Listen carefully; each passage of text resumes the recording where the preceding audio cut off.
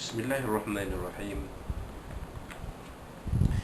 Alhamdulillahi Rabbil Alamin. Wabihi nasta'in ala umur dunia wa din. Nastaghfiruhu, nastahdihi, wa natubu ilaihi, wa natawakkalu alaihi. Wa na'udzu bihi min syururi anfusina wa min sayyiati a'malina. May yahdihillahu fala mudilla lahu wa huwal muhtad. وَمَنْ يُضْلِلْ فَلَنْ تَجِدَ لَهُ وَلِيًّا مُرْشِدًا وَلَا هَادِيَ لَهُ أَشْهَدُ أَنْ لَا إِلَهَ إِلَّا اللَّهُ وَحْدَهُ لَا شَرِيكَ لَهُ وَأَشْهَدُ أَنَّ سَيِّدَنَا مُحَمَّدًا عَبْدُهُ وَرَسُولُهُ اللهم صل وسلم وبارك على هذا النبي الكريم سيدنا وحبيبنا وشفيعنا وزهرنا ومولانا محمد المصطفى وعلى آله وصحبه ومن دعا بدعوته وتمسك بسنته وجاهد في سبيل الله إلى يوم الدين. رب اشرح لي صدري ويسر لي أمري واحلل عقدة من لساني يفقهوا قولي. سبحانك لا علم لنا إلا ما علمتنا إنك أنت العليم الحكيم ولا حول ولا قوة إلا بالله العلي العظيم. اللهم افتح علينا حكمتك وانشر علينا من خزائن رحمتك يا أرحم الراحمين. اللهم أرنا الحق حقا وارزقنا اتباعه وأرنا الباطل باطلا وارزقنا اجتنابه. قال الله سبحانه وتعالى في كتابه العزيز أعوذ بالله من الشيطان الرجيم وإن خفتم ألا تقسطوا في اليتامى فانكحوا ما طاب لكم من النساء مثنى وثلاث ورباع فإن خفتم ألا تعدلوا فواحدة أو ما ملكت أيمانكم ذلك أدنى ألا تعولوا. صدق الله العظيم. وقال نبينا سيدنا محمد صلى الله عليه وسلم النكاح سنتي فمن لم يعمل بسنتي فليس مني أو كما قال صدق رسول الله صلى الله عليه وسلم. Tuan-tuan, puan-puan, muslimin, muslimat yang sekalian rahimakumullah. Assalamualaikum warahmatullahi wabarakatuh. Amma ba'd. Alhamdulillah, alhamdulillah, dalam kesempatan ini marilah sama kita panjatkan rasa puji dan syukur kepada Allah SWT pada hari ini 23 Safar 1442 Hijrah bersamaan 11 Oktober 2020. Sekali lagi kita berkumpul secara maya di dalam majlis ilmu ini yang mudah-mudahannya menjadi Rawdatun min Riyadil Jannah, satu taman dari taman-taman syurga Allah SWT, yang mana kita akan sama-sama menerima barakah, rahmah, maghfirah ni, keampunan dari Allah SWT, sakinah ni, ketenangan, dan dikurniakan ganjaran pada sebaik-baiknya dari Allah Subhanahu Wa Taala, insya-Allah. Dan ya, mudah-mudahan kita sentiasa dalam pemeliharaannya dan dijauhkan daripada wabak penyakit berbahaya, terutamanya wabak COVID-19, insya-Allah. Jadi tuan-tuan dan puan-puan muslimin muslimat Allah, kita teruskan pengajian kitab kita, ya, kitab Fiqh Manhaj jilid 4 yang berkaitan dengan undang-undang kekeluargaan ataupun dalam teks bahasa Arab yang asal disebut sebagai Al-Ahwal Asy-Syakhsiyah, insya-Allah. Jadi pada kita sampai masih lagi dalam perbincangan berkaitan dengan bab nafkah pada muka surat 374, perkara 2.4, nafkah suami kepada isteri. Ijma' ulama' menyatakan bahawa suami wajib memberi nafkah pada isterinya dengan syarat-syarat tertentu. 2.4.1 dari wajib nafkah suami kepada isteri. Ini berdasarkan Al-Quran dan As-Sunnah. Al-Quran firman Allah SWT, A'udzu bisyaitonir rajim, ar-rijalu qawwamuna 'alan nisa'i bima faddalallahu ba'dahum 'ala ba'din wa bima anfaqu min amwalihim. Sadaqallahul azim. Ayat 34 surah An-Nisa. Mafhumnya, kaum lelaki itu adalah pemimpin dan pengawal yang bertanggungjawab terhadap kaum perempuan. Oleh kerana Allah telah melebihkan orang-orang lelaki ini dengan beberapa keistimewaan atas orang-orang perempuan, dan juga kerana orang-orang lelaki telah membelanjakan, yakni memberi nafkah sebahagian dari harta mereka.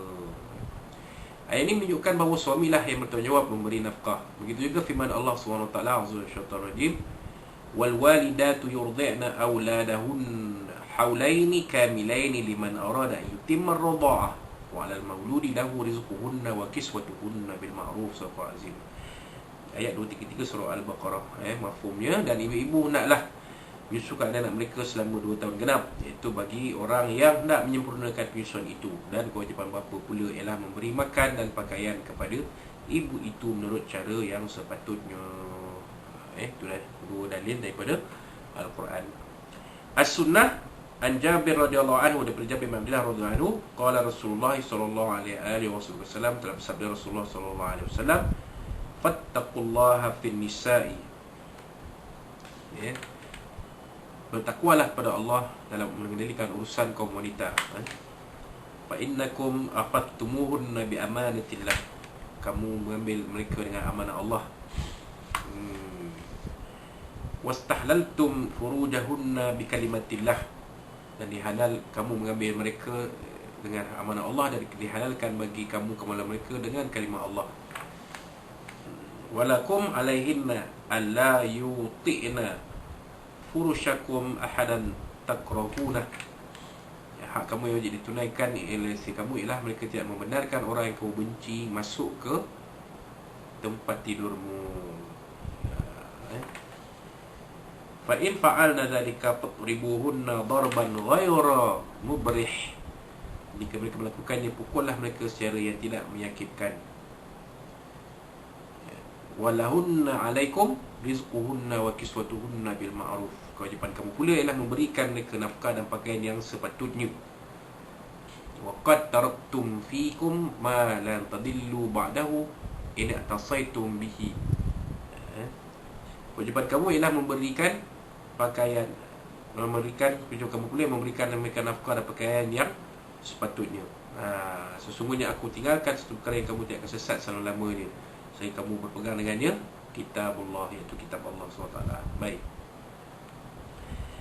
itu dia dalil daripada As-Sunnah. Perkara 2.4.2, hikmah wajib nafkah suami pada isteri. Kehidupan rumah tangga mesti dibina atas satu daripada 3 asas berikut. 2.4.2.1, suami bertanggungjawab mengetuai rumah tangga dan memberi nafkah pada isteri dan anak-anak. 2.4.2.2, isteri mengambil alih semua tanggungjawab tersebut menggantikan tanggungjawab suami. 2.4.2.3, suami isteri bekerjasama melaksanakan tanggungjawab mencari harta dan memberi nafkah.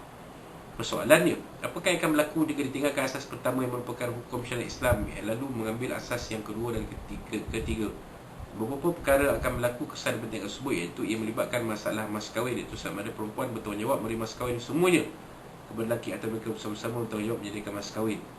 Kesan yang pasti berlaku hasil daripada perkara inilah wanita akan keluar mencari pasangan lelaki untuk dijadikan suami, sedangkan Allah telah memutuskan memuliakan mereka dengan menjadikan lelaki mencari wanita untuk dijadikan isteri. Hal ini adalah kerana orang yang memberi mas kahwin itulah sepatutnya mencari penerimanya. Sekali kadang ini berlaku, wanita akan berhadapan dengan pelbagai masalah, penipuan dan perbohongan golongan lelaki demi mendapatkan lelaki yang boleh diharapkan dan mampu memberikan perlindungan. B. Perempuan terpaksa melibatkan diri untuk bekerja dan mencari rezeki. Akibatnya mereka terpaksa bersaing dengan golongan lelaki dalam pelbagai bidang pekerjaan. Jika ini berlaku, kaum wanita pasti terdedah pada perkara negatif dan penyelewengan. Keadaan hari ini adalah bukti paling jelas terhadap kenyataan itu. Kesannya, rumah tangga memerlukan seseorang untuk mengurus dan menjaga haiwan serta mendidik anak-anak tidak dapat dipenuhi. Malah rumah tangga menjadi tidak terurus. Rumah tangga sepatutnya menjadi sumber kebahagiaan, pencetus kedamaian dan tempat berehat dan berkumpul, kini bertukar menjadi punca masalah dan kacau bilau. Keadaan yang berlaku pada hari ini juga adalah bukti nyata terhadap apa yang diperkatakan. Jadi ini tuan-tuan nilai sendirilah apa yang ditulis oleh pengarang kitab ini, sama ada betul atau tidak itu terserah kepada penilaian tuan-tuan dan perempuan. Si, jika rumah tangga dibina atas satu daripada dua rupa yang telah nyatakan, sudah pasti hak talak berada di tangan isteri, sama ada bersama atau bersendirian. Undang-undang ekonomi sosial menyatakan siapa yang mengeluarkan belanja dialah yang berkuasa. Dalam perbincangan talak telah nyatakan bahawa terdapat hikmah yang amat besar apabila hak talak berada di tangan suami, supaya suami saling membahagikan pasangannya, rumah tangga itu urus dan harmoni. dan perempuan sentiasa dipandang mulia menjadi imam lelaki dan tidak sebaliknya. Maka nafkah rumah tangga adalah menjadi kewajipan suami dan bukan isteri. Jadi para suami sekalian ingat itu. Ya, apa-apa pun kewajipan rumah tangga adalah nafkah rumah tangga adalah kewajipan kita sebagai suami, bukan isteri, ya. Memang fitrahnya macam tu. 2.4.3 syarat suami wajib memberi nafkah pada isteri. Suami wajib memberi nafkah pada isteri jika memenuhi syarat-syarat yang berikut. 2.4.3.1 isteri membolehkan dirinya untuk bercumbu mesra al-istimta', bersetubuh dengan suami dalam keadaan dibenarkan oleh syarak. Jika suami isteri menolak permintaan suami walaupun sedikit, suami tak wajib memberi nafkah pada isterinya. Itu dia, jelas. Kalau keadaannya begitu, maka itulah keadaannya, itulah caranya. Tuan-tuan, jelas ya. Benda itu tak perlu dimuraikan panjang-panjang, kerana ini sudah jelas. Kalau suami isteri menolak, suami tak wajib memberi nafkah. Jika suami ingin bertemu mesra dan bersembung dengan isterinya dalam keadaan yang diharamkan seperti dalam ketika haid, keengganan yang memenuhi kehendak suami itu tidak menggugurkan kewajipan suami memberi nafkah. Ada juga suami yang tabiatnya agak pelik. Ada juga suami yang tabiatnya agak pelik. Jadi ketika itu tidak gugur kehendak suami itu, keengganan tu. Jadi suami tak boleh kata, betul nak pergi siapa, dia tak nak romen ni kau. Romen macam mana? Masa haid pun tak nak romen. Memang tak boleh lah. Maka tak ada gugur kewajipan suami itu. 2.4.3.2 isteri pula mengikut suami tinggal di tempat atau rumah yang dipilih oleh suaminya. Dia wajib tinggal di situ melainkan jika dia tidak sesuai untuk diambil dari segi syarak. Jika suami tinggal di negeri yang tidak mendatangkan mudarat menurut syarak pada isteri, atau suami tinggal di rumah yang memenuhi syarat menurut syarak dan tetapi isteri enggan tinggal di rumah atau rumah di negeri atau rumah tersebut, maka suami tak wajib memberi nafkah padanya kerana isteri dianggap nusyuz. Jelas. Jadi suami dah ada rumah, isteri tak nak duduk situ, nak duduk dengan mak ayahan juga, maka isteri itu boleh dianggap nusyuz. Dia semua syarat tersebut dipenuhi, suami wajib memberikan semua nafkah yang diberi dahulu kali isteri. Dengan ini dapat difahami bahawa kewajipan suami memberi nafkah bukan disebabkan akad nikah semata-mata. Ada syarat-syarat dia, tuan-tuan. Yang tu yang kita telah sebutkan tadi. 2.4.4 kadar nafkah isteri berdasarkan kedudukan suami. Nafkah pada isteri memiliki kadar tertentu, walau bagaimanapun jumlah dan jenisnya berbeza berdasarkan kemampuan suami. Kedudukan isteri dari segi kekayaan, kemiskinan, keturunan dan lain tidak memenuhi kadar tersebut. Hal ini adalah kerana faktor yang diambil kira adalah kemampuan suami. Kerana ini dirujuk pada pemberi nafkah, bukan penerimanya. Jadi macam kita kata tadi, kemampuan suami. Yang penting wajib memberi. Itu dia. Hadis berdasarkan firman Allah SWT, A'udzubillahi minasyaitonir rajim, liyunfiq zu sa'atin min sa'atihi wa man qudira 'alaihi rizquhu falyunfiq mimma ataahu Allah. La yukallifullahu nafsan illa ma ataaha, sayaj'alullahu ba'da 'usri yusra. Surah Azim ayat 7 surah At-Talaq. Mafhumnya adalah orang yang mampu memberi nafkah menurut kemampuannya, dan siapa yang disempitkan rezekinya maka naklah ia memberi nafkah dari apa yang diberikan Allah kepadanya. Ini sekadar yang mampu. Allah tidak memerhati seorang melainkan sekadar kemampuan yang diberikan Allah kepadanya. Orang-orang yang dalam kesempitan naklah ingat bahawa Allah akan memberikan kesenangan sesudah berlakunya kesusahan. Allah menjadikan perkara yang diambil kira ialah kedudukan suami sama ada senang atau susah, bukan yang bergantung pada tahap kedudukan isteri. Syarak telah mengkategorikan kemampuan suami pada 3 tahap: senang atau kaya, sederhana, fakir. 1 senang atau kaya, 2 sederhana, 3 fakir. Bagi menentukan tahap suami, pandangan umum adalah al-urf adalah penentunya. Itu dia. 2.4.4.1 suami yang kaya dikenaki beri nafkah seperti berikut. A. 2 cupak atau 2 raup makanan asasi benda tempatan setiap hari, termasuk keperluan untuk menjadikannya makanan. Suami juga boleh memberi makanan yang sedia dimakan. Yang sedia makan ini dah siap lah.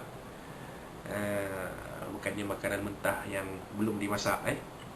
B. Lauk pauk yang menjadi kebiasaan orang kaya di tempat itu. Ulama fiqh membincangkan perkara ini secara panjang lebar, tetapi kadar sebenar adalah dengan merujuk kepada pandangan umum penduduk tempatan.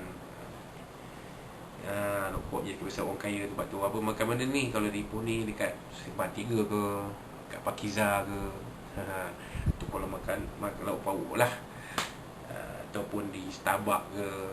Tapi kalau suami yang kaya lah, tak masalah. Suami yang kaya ni dia makan tempat eksklusif pun, nak bagi isteri makan tempat eksklusif tak apa, ada masalah, dia mampu, kan? Si pakaian sesuai dengan isteri orang kaya tempat itu mendukung pandangan umum, termasuk perabot tempat tidur, perkara dapur dan sebagainya. Banyak sedikit ia bergantung kepada keperluan isteri tersebut. Jadi Wan Emir mampu bagi kemewahan kepada Malaysia Fizah. Apa masalah? Tak ada masalah buah, kan? Kerana dia seorang yang kaya dan berkemampuan. Ini berdasarkan firman Allah SWT, A'udzubillahi minasyaitonir rajim, wa 'alal mauludi lahu rizquhunna wa kiswatuhunna bil ma'ruf surah Azim. Ayat 233 surah Al-Baqarah. Mafhumnya kewajipan bapa boleh memberi makan dan pakaian kepada ibu-ibu menurut cara yang sepatutnya. 2.4.4.2 Suami sederhana kemampuannya wajib beri nafkah berikut: 1/4 makanan asasi perut tempatan setiap hari, termasuk keperluan untuk menjadikannya makanan atau memberikannya makanan sedia dimakan. 1/4, lebih kurang lah. Kalau tadi yang kaya tu makanannya RM50, yang sederhana ni RM20 pun sudah memadai. Bila lauk pauk yang menjadi kebiasaan golongan pertengahan penduduk tempatan, itu dia. Jadi maknanya bukanlah, maknanya kalau orang kedai makan biasa, kedai nasi campur biasa pun dah okey dah. Pakaian sesuai dengan isi golongan tersedia di kawasan tersebut mengikut pandangan umum ni, termasuk perabot tempat tidur, perkara dapur dan sebagainya. Banyak sedikitnya bergantung pada kondisi tersebut. Jadi isi kita yang biasa-biasa ni kita beri, wajib memberi yang biasa-biasa, yang setakat kita mampu dan ikut keperluan isteri itu. 2.4.4.3 Suami yang fakir wajib memberi nafkah seperti berikut: secupak makan nasi semua kebiasaan duduk tempatan setiap hari, RM5 pun makan nasi cukup lah. Itu kemampuan dia, fakir kan. Lauk pauk jadi kebiasaan fakir miskin tempat itu, mungkinlah makan kedai-kedai yang makanan yang biasa-biasa sangat, dan si pakai yang layak bagi sisi yang salam dengannya yang tinggal di kawasan tersebut. Mungkin kalau beli kain nak buat air baju pun semeter RM2 semeter, RM1.5 semeter, macam tu lah pun. Begitulah keadaannya. Maka suami perlu diambil kira dalam masalah ni. Hadis berdasarkan hadis Nabi SAW, Muawiyah bin Qushairi radhiyallahu anhu qala, daripada Muawiyah bin Qushairi radhiyallahu anhu, beliau telah berkata, ataitu Rasulullah SAW, aku datang menemui Rasulullah SAW. Fakultu, maka aku berkata, ma taqulu fi nisa'ina, apakah pendapat pandanganmu tentang isi kami? Qala, Nabi SAW pun menjawab bersabda, at'imuhunna mimma ta'kulun, berilah mereka makan sama seperti mana yang kamu makan. Waqsuhunna mimma taktasun, berilah mereka pakai seperti yang kamu pakai.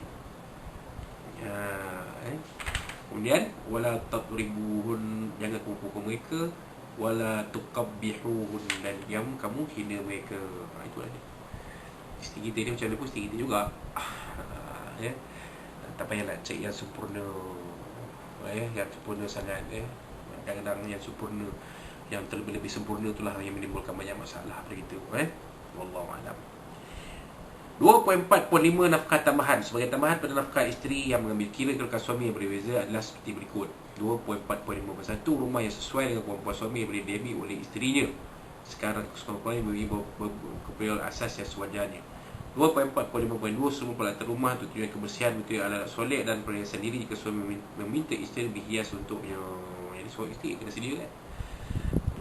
Kalau suami nak minta isteri ni pakai lawa-lawa dan sebagainya, kenalah disediakan eyeshadownya, blushingnya dan sebagainya. Tu kena faham tu. 2.4.5.3 Pembantu rumah, jika dia rumah bapa di sebelum ini isteri memilih pembantu rumah yang berhemat untuknya. Suami wajib menyediakan seorang pembantu rumah yang boleh berhemat sekadar diperlukan oleh isterinya, sama ada suami di kalangan orang yang kaya, sedang atau fakir. Pembantu rumah mestilah perempuan atau kanak-kanak lelaki mais yang belum balik atau mahram isterinya. Gaji mentua rumah adalah tanggungjawab suami. Jadi kalau katalah si isteri ni masa dia duduk dengan mak ayah dulu memang ada di rumahnya tu mentua rumah, jadi suami kena sediakan. Kan Tapi kalau mak ayah, kalau isteri kita tu asal kampung, mak ayahnya pun memang tak ada ambil mentua rumah tu, tak perlulah. Kerana dia dah terbiasa melihat keadaan di rumah. Jadi kalau di rumah bakal isteri kita tu memang mak ayah dia pun ke orang yang berkedudukan, ada pembantu rumah sebagainya. Bila kita berkahwin dengan perempuan ni, maka begitulah keadaan dia, kita kena sediakan juga. Dan siapa dia pembantu rumah tu telah pun diterangkan di sini. Dan gajinya adalah tanggungjawab kita sebagai suami. Jadi pembantu rumah, khadimul bait, maid ke nanny ke apa ke. Baik, wallahu alam. 24.6 kedudukan nafkah isteri. Sebelum ini telah dijelaskan perbezaan pemberian at-tamkinu dengan pemilikan at-tamliku dalam pembahasan tentang nafkah usul pada furuk dan nafkah furuk pada usul. 24.6.1 nafkah pemberian at-tamkinu. Jika isteri makan minum dan tinggal bersama-sama suami sebagaimana kebiasaan pada hari ini tanpa membuat perjanjian yang menentukan kadar makanan asasi dan lauk yang wajib diberi kepada suami pada isteri, nafkah seperti dinamakan pemberian at-tamkin, ia akan bergugur dengan berlalunya masa. 24.6.2 nafkah pemilikan at-tamlik. Jika isteri membuat perjanjian yang menentukan kadar nafkah dengan suaminya atau hakim menyebut jika suami beri nafkah dan nafkah yang disebut isteri yang boleh dituntut walaupun masanya sudah berlalu, ini dinamakan nafkah pemilikan at-tamlik. Dalam hal ini isteri boleh menuntut sebarang gantian yang disukainya. Jadi tamkin ni lebih kepada pemberian. Maksudnya kerana tak ada ketentuan, maka terpulang pada suami nak beri nafkah pada isteri setakat mana yang mampu. Tapi kalau dah masuk kepada perintah mahkamah, maka bertukarlah menjadi nafkah at-tamlik. Kalau kampung perintahkan 1,500 lah kena bagi. Wallahu alam. Jadi pada pandangan kita, lebih baiklah nafkah secara tamkin, bukan secara tamlik. Kerana nafkah secara tamlik ini biasanya terjadi apabila suami gagal memberi nafkah secara tamkin. Wallahu alam. 2.4.7 kesan pandangan umum al-uruf dalam menetapkan kadar nafkah. So ini telah dijelaskan kadar makanan asasi wajib diberi pada suami isteri. Namun pandangan al-uruf, suatu tempat pada suatu masa tidak berperanan dalam menetapkan kadar tersebut. Dalam semua keadaan, kadar yang telah ditetapkan iaitu 2 cupak bagi golongan kaya, 1 cupak bagi golongan sederhana dan 1 cupak bagi golongan fakir. Suami naklah memberi makanan asasi atau barang makanan asasi pada isterinya beserta keperluan yang boleh dijadikan makanan. Hal ini adalah kerana makanan asasi tidak boleh berubah dengan perbezaan pandangan umum al-urf. Selain itu, lauk pauk, pakaian dan sebagainya ditetapkan berdasarkan pandangan uruf al-uruf dengan syarat tidak bertentangan dengan syariat Islam. Itu pandangan suami tidak memberi kesan dalam menetapkan kadar nafkah yang keterlaluan dan membazir dan atau menjadi sekarang yang tidak bermanfaat sebagaimana banyak berlaku pada hari ini. Itu cerita pada yang berlaku pada hari ini tu di sanalah, di tempat pengarang-pengarang kitab ni, itu di Syria, di Malaysia ni, ada perbezaan-perbezaan ni, mengikut pandangan masyarakat, mengikut keadaan masing-masing. Apa pun kita berpada-padalah dalam berbelanja, berhemah dalam berbelanja supaya tidak menjadi kesulitan kepada kita nanti.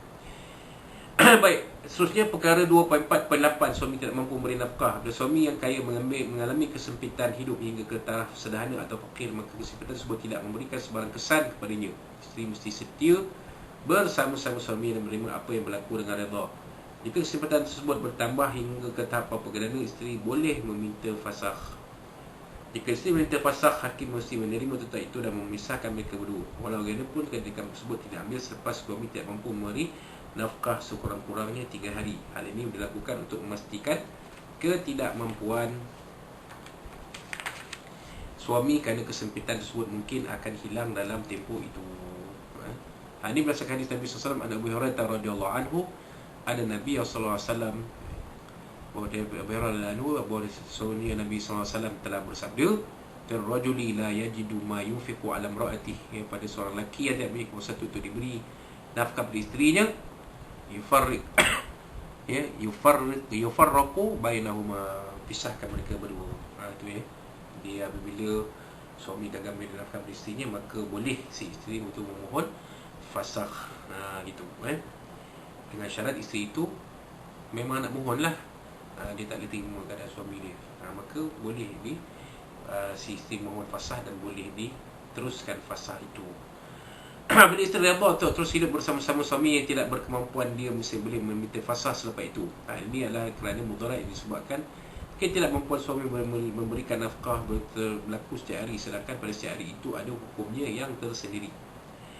Walau bagaimanapun isteri tidak mampu, harus meminta fasakh jika suami mampu memberikannya makanan asasi golongan fakir, tapi tak mampu memberikannya sebahagian daripada nafkah yang lain.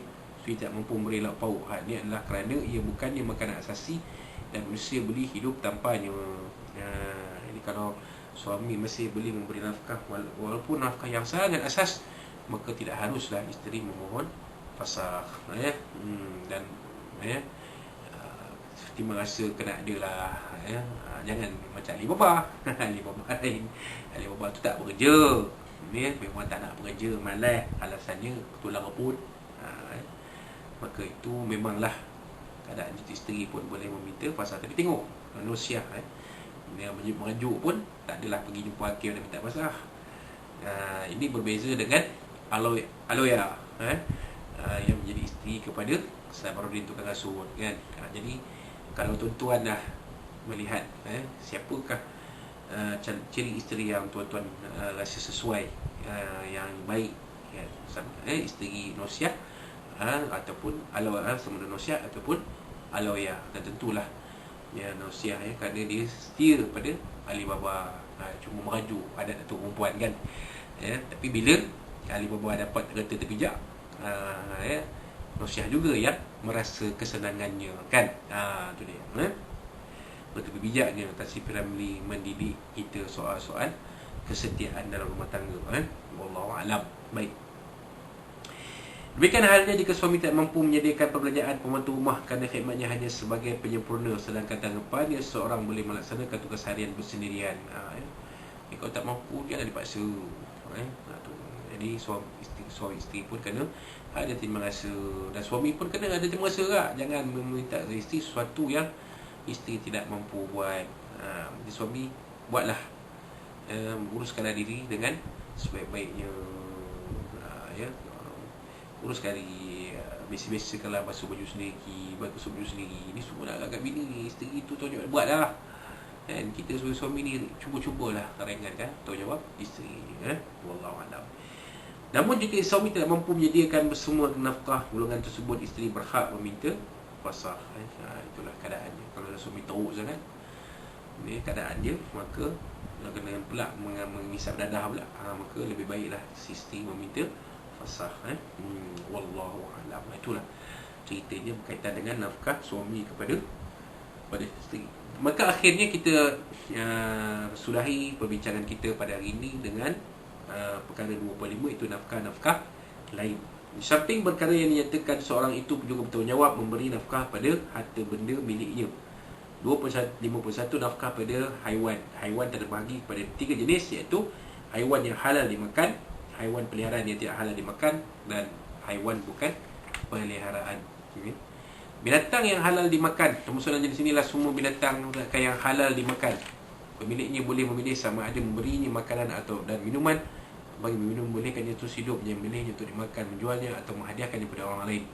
Tu dia. Boleh pilih nak beri makan, minuman boleh. Jika pemilik tidak berbuat demikian, dia dipaksa memberi makan dan minum dengan kadar mencukupi untuk terus hidup. Jika tidak, dia hendaklah menjualnya. Jika dia mesti meregin, tentu naklah dijual secara paksa. Kalau kita menternak haiwan, wajiblah kita memberi makan, memberi nafkah kepada haiwan tersebut. Kalau tak, kita baik jual. Itu dia. Kalau berdegil juga, maka boleh dipaksa jual. Begitulah. 25.1.2 binatang peliharaan yang tidak halal dimakan. Antara binatang peliharaan yang tidak halal dimakan ialah anjing pemburuan yang tidak ganas, kucing, kelang, lebah, buas, ulat sutera dan sebagainya. Pemilik ini mesti menjaga dan memberikan nafkah makanan dan minuman pada binatang tersebut. Jika dia ingin menjualnya atau tidak ada pemilik membelinya, dia mestilah menyerahkan binatang harga tersebut kepada siapa yang boleh memanfaatkan supaya ia boleh terus hidup. Itulah. Kalau boleh kucing, kita kena bagi makan lah. Dia kan makan friskies ke, makan nasi ke, ikan ke, daging ke, apa ke kan. Kalau tak mampu, eloklah kita beri kepada orang lain, ataupun setengah kita capak kat pasar. Jadi pasar tu semua makanan ada, jadi taklah kucing itu mati kebuluran. Wallahualam. 2.5.1.3 binatang bukan haiwan bukan peliharaan. Contoh haiwan bukan peliharaan ialah anjing liar dan binatang-binatang berbisa. Orang ramai tak perlu memberi makanan dan minuman kepadanya. Hal ini adalah kerana tidak salah membunuhnya selagi ia berkeadaan demikian. Hal ini berdasarkan hadis Nabi SAW an Abu Hurairah radhiyallahu anhu, daripada Abu Hurairah radhiyallahu anhu an Rasulullah SAW, Rasulullah SAW qala, baginda bersabda, dakhalat imra'atun nar fi hirra. Ya, seorang perempuan masuk neraka disebabkan seekor kucing. Ratabatha, kerana dia mengikatnya, ya, fala hiya at'amatha, dia tidak memberi makan, wala hiya arsalatha ta'kulu min khashashil ard, ya, dan tidak melepaskannya makan binatang yang melata di muka bumi, ya, hatta matat hazlan, ya, sehinggalah kucing itu mati dalam keadaan kurus kering. Jadi kalau kita tak bagi makan binatang peliharaan kita sampai mati, inilah yang kita akan hadapi nanti. Seperti Nabi SAW sebut dalam hadis yang kita baca tadi, ya. Hadis riwayat Imam Bukhari dan Muslim. Kucing adalah contoh binatang peliharaan sekalipun tidak halal dimakan. Semua itu haiwan bukan peliharaan. Seperti 5 jenis binatang perosak disebutkan dalam hadis terkeluar daripada hukum tersebut. Apa dia tuan-tuan? Kita lihat hadis berdasarkan hadis Nabi SAW.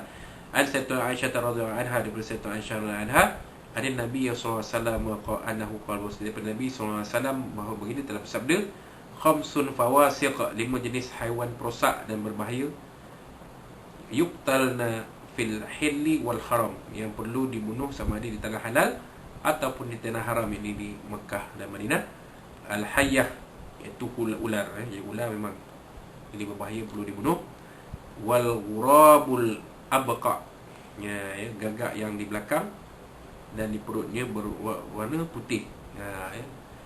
Wal fa'rah, tikus, ini memang jadi dibunuh. Tapi bukan hamster. Hamster ni dia bukan perosak. Tikus molok, tikus yang hitam, hamster tak masuk dalam al-fa'rah. Wal kalbul aqur, anjing liar, yang menggigit, anjing liar wajib dibunuh, ya. Wal hudayya, dan kelang. Wallahu a'lam. Ini jenis 5 haiwan yang perosak yang perlu dibunuh. Wallahu a'lam. Dan akhir sekali 25.2, nafkah pada pokok dan tanaman. Maksud memberi nafkah pada pokok dan tanaman-tanaman adalah dengan menyiram dan menjaganya. Jika pemilik tidak mahu menebang, itu tujuan dia, naklah menyiram dan menjaga pokok atau tanaman-tanaman tersebut. Hal ini demikian kerana bacaan menjaganya dianggap mensia-siakan harta benda tanpa sebab yang dibenarkan oleh syarak. Jadi kita tuan-tuan perempuan kalau ada bela bunga-bunga pokok, maka adalah disiram. Itu dia. Kalau tak, baik tebang, baik buang aja. Gitulah. Jika pokok-pokok dan tanaman itu ditebang untuk dimanfaatkan atau untuk satu pembangunan dan sebagainya, dia boleh menebangnya atau membiarkannya mati kekeringan. Hal ini adalah kerana perbuatan tersebut punya tujuan diizinkan oleh syarak.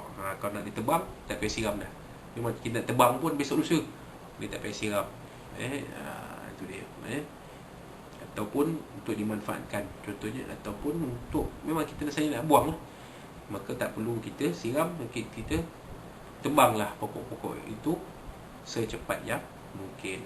Wallahu wa rasuluhu a'lam. Jadi itulah dia, selesai kita membincangkan tentang bab nafkah. Jadi insya-Allah pada kuliah kita akan datang kita akan sambung satu bab yang baru, iaitu berkaitan dengan pengejagaan anak pada muka surat 396. InsyaAllah nazid Allah SWT, kita akan bertemu pada kuliah yang akan datang. Dan apa-apa yang kita kongsi dalam kuliah pada hari ini, ya, jadikanlah ia ini satu manfaat untuk diri kita dalam kehidupan kita bersama suami isteri anak kita. Ya, mudah-mudahan kehidupan kita diberkati, rahmati, dalam keampunan, dalam barakah rahmat keampunan dari Allah SWT, serta, ya, bagi dunia sampai ke akhirat, dan, ya, Mudah-mudahan kita semua terpelihara dalam kesihatan dan keafiatan dan dihindarkan daripada COVID-19 ini. Kita jaga kita, insya-Allah, ikuti SOP kita kan. Dan sekiranya kalau ada apa-apa dalam kuliah ni yang mungkin tak menepati apa yang tuan-tuan kenaki, ataupun ada perkataan-perkataan yang mungkin tak sesuai digunakan, yang saya tak sengaja guna, ya mungkin tak sedap pada pendengaran tuan-tuan puan, saya mohon maaf dari Allah SWT dan Nabi SAW dan dari tuan-tuan dan puan sekalian. Bertemu kita pada kuliah kita akan datang. Wallahu rasulahu warahmatullahi aku lakukan lazat fazim ni walakum. Kita akhiri kuliah kita hari ini dengan tasbih al-kafarah satu asma kana ustaz. أعوذ بالله من الشيطان الرجيم بسم الله الرحمن الرحيم الحمد لله رب العالمين وبه نستعين والصلاة والسلام على أشرف الأنبياء والمرسلين وعلى آله وصحبه اللهم ارحمنا من هذا وما تفرق عبادي فالمقسم اللهم اجعلنا في نور أعدائنا ونعوذ من شرورهم اللهم بدئ شملهم وفرق جمعهم وشتك وتوازن عليهم وسمي كلابي يا قهار يا جبار يا منتقم يا الله يا الله يا الله اللهم ينزل الكتاب ويمجر سواد ما أحزب أهزب ووصلنا عليهم بفضل من يسر أرحم الراحمين ربنا زدنا علما وزنا فما يعفو ربنا اتنا في الدنيا حسنه وفي الاخره حسنه وقنا عذاب النار ربنا عليك توكلنا واليك ادمنا ولك مصير ربنا تقبل منا وجعلنا مسلمين وعلمنا ولقنا وعملنا في هذا اليوم المبارك من شر الصبر المرء انك سميع عليم تب الينا يا مولانا انت تمرين لنا في حسن وتتبع في حسن وخير الحمد لله رب العالمين تقبل الله منكم منا كنتم بكرين وبالله يديه والتوفيق والسلام عليكم ورحمه الله وبركاته.